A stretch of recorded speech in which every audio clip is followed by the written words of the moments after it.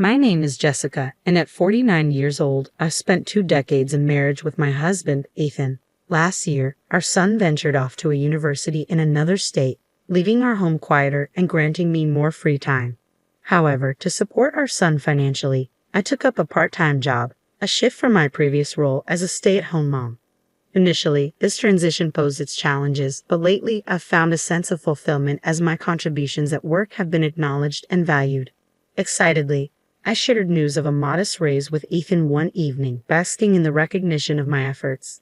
But the mood shifted abruptly when Ethan, seemingly detached, dropped a bombshell. "So, you're saying you can live on your own now?"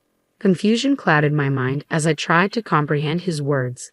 Then, with a smirk on his face, he disclosed that he had found a new girlfriend and saw no need for our marriage anymore. Stunned and shaken, I couldn't process the suddenness of his declaration.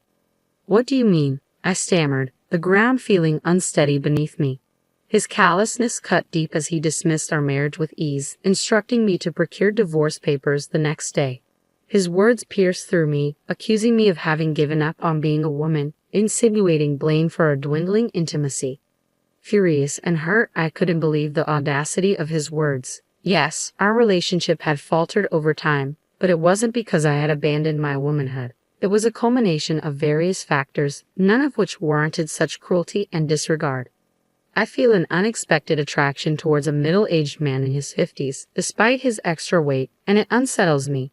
Frustrated and bewildered by my own feelings, a mix of anger and amusement bubbles up, causing me to burst into laughter. "I'm tired, busy. It's a hassle," I manage between chuckles. "You were the one dodging me with those excuses, and now suddenly you want to play the man card. That's rich." But my laughter fades when I see Ethan's face darken with anger.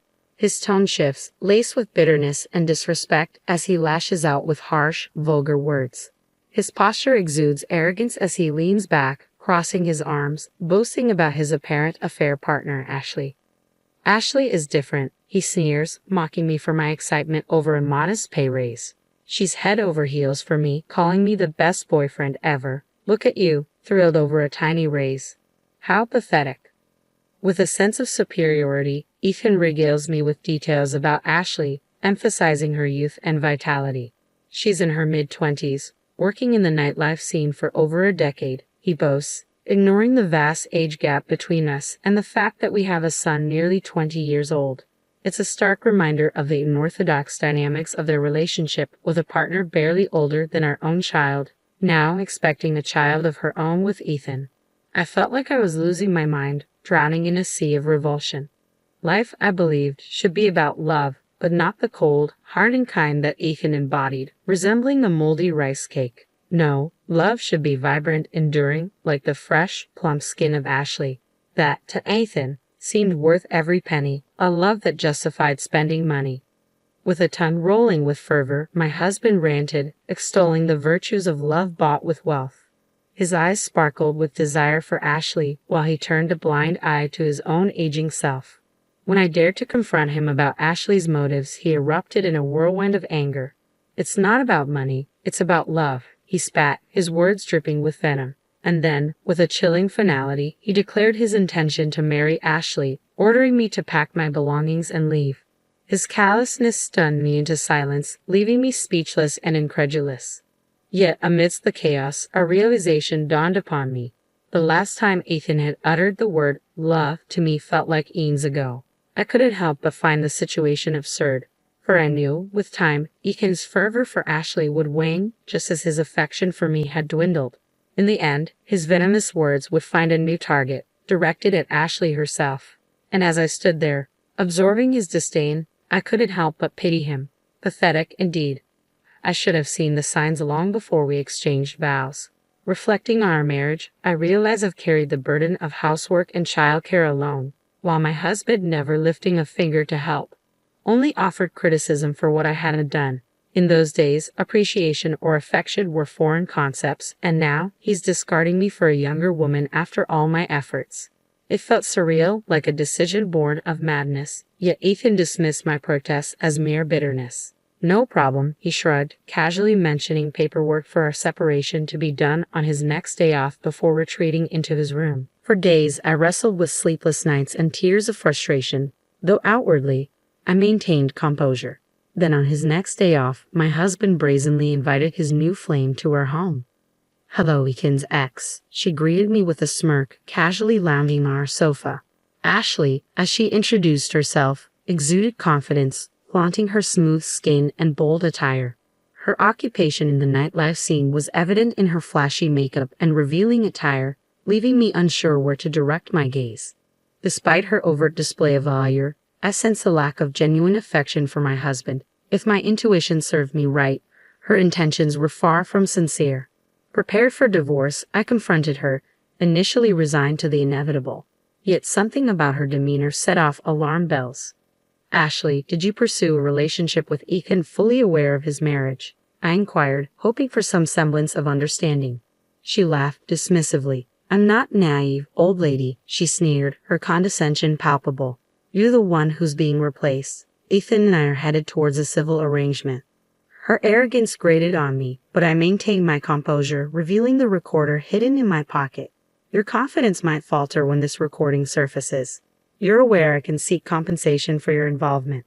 Indignant, she complained to Ethan, who attempted to pacify her, assuring her of a preconceived plan. Their collusion sickened me as I watched on in disgust. Ethan then produced documents outlining the terms of our divorce, including alimony and pension division. Ashley's disdain for the arrangement was evident, her eyes fixed greedily on what she perceived as her rightful share of Ethan's inheritance. With thinly veiled displeasure, Ethan reassured her, attempting to placate her with promises of child support. To him, her blatant greed seemed endearing, further fueling my anger. As she casually dismissed my settlement as a mere deduction from her own share, my patience waned, struggling to contain my fury. In the face of their callousness, I struggled to find solace, grappling with the bitter reality of their selfish intentions. Confident in my intuition, I proposed a solution, insisting on notarized documents to formalize the divorce terms. I kept my response curt, mindful of the recording device capturing our conversation. My husband, aware of the evidence against him, reluctantly agreed to my terms. "Are you satisfied now?" my husband's new companion interjected, visibly impatient. "Make sure you're gone by the end of the month," she demanded, clearly eager to take over my role in our home. With the notarized document finalized, our divorce proceeded swiftly. As if waiting for the opportunity, the woman wasted no time in asserting her dominance, urging me to leave with an air of amusement. "Now that I've submitted our marriage registration, I'm Ethan's wife," she declared triumphantly, relishing in her newfound status. I handed over the keys to our home, resigned to my fate. Before departing, I couldn't help but question her choice. "Isn't Ethan the same age as your parents?" I inquired, highlighting the irony of her insults towards me. Her response was telling. "You call me old, yet he's older than you," she retorted defensively. "Why did you choose him as your partner?" I pressed further, curious about her motivations. When I posed the question, her response echoed my expectations perfectly. "Ethan is a division manager at a top-tier company," she began, her eyes glimmering with anticipation. "This house, recently renovated and conveniently located near the station, will be transformed to my liking." She drifted into a daydream, envisioning a life where Ethan would cater to her every whim. "He might not be the most attractive or youthful," she conceded, "but he's promised to fulfill all my desires. With him, my future feels secure." Her smirk, laden with satisfaction, seemed almost mocking. With a resigned sigh, I departed from the home where I'd spent countless years. Settling into a dormitory at a university, I embraced a new role as a live-in dormitory mother, a rare opportunity these days. Prior to this, I had juggled part-time work at a company cafeteria, but now, thanks to the support of my understanding boss, I found solace in this fresh start. Grateful for the chance to embark on a new chapter, I reveled in the comfort of my modest accommodation. Despite the limited free time, the fulfilling work and affordable living costs made it all worthwhile. And as I settled into this new life, I couldn't help but feel a sense of contentment wash over me. I received an unexpected call from my ex-husband, stirring up emotions I thought I had left behind. "Mom is in bad shape. Can you help with her care?" he pleaded, as if we were still entwined in each other's lives. But we were strangers now, and I reminded him of that fact. "It's your young wife's responsibility," I retorted, pointing out the obvious. His explanation that Ashley was pregnant and mom's dementia made her prone to violent outbursts sounded like twisted logic to me. So it's okay for her to throw things at me, I countered, refusing his request without hesitation. Don't call me anymore, I snapped, cutting off any further discussion. Our paths had diverged, and I had no intention of intertwining them again.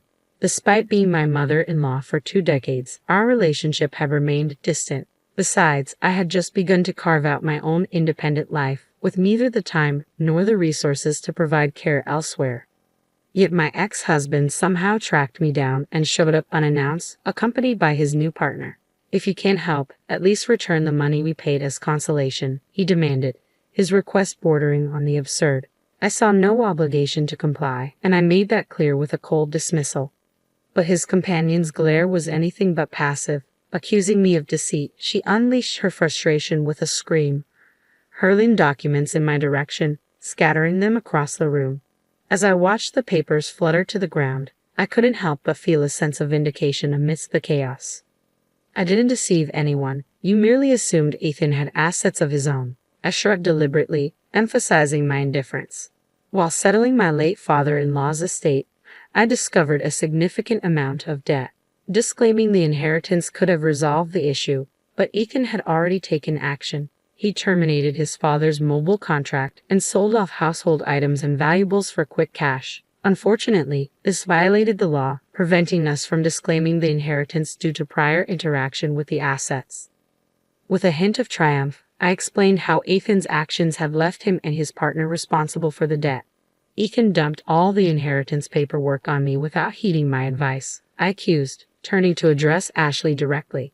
Did you use that money to further your relationship with him? I demanded, frustrated by their disregard for the consequences.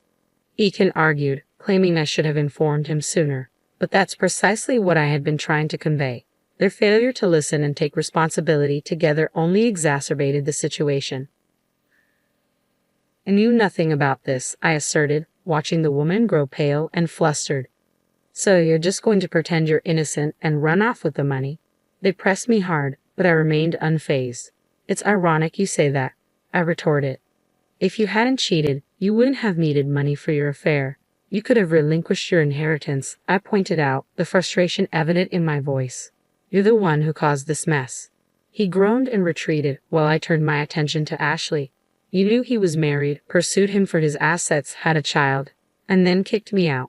This is the position you wanted, isn't it? I admonished, feeling a surge of anger. And as for you, I continued, addressing my ex-husband, remember the notarized divorce documents. I received alimony, pension division, and child support from Ethan. But beyond that, I can also claim alimony from you. Her disbelief turned into insults, but I stood my ground. I would have let it go if you hadn't come up with absurd demands like taking care of his mother or returning the alimony I received. I declared, my resolve unwavering. As she ran off, I turned to Ethan, his tearful plea falling on deaf ears. No way. Please leave, I insisted, unmoved by his sudden show of remorse. He didn't deserve any mercy, considering his past actions.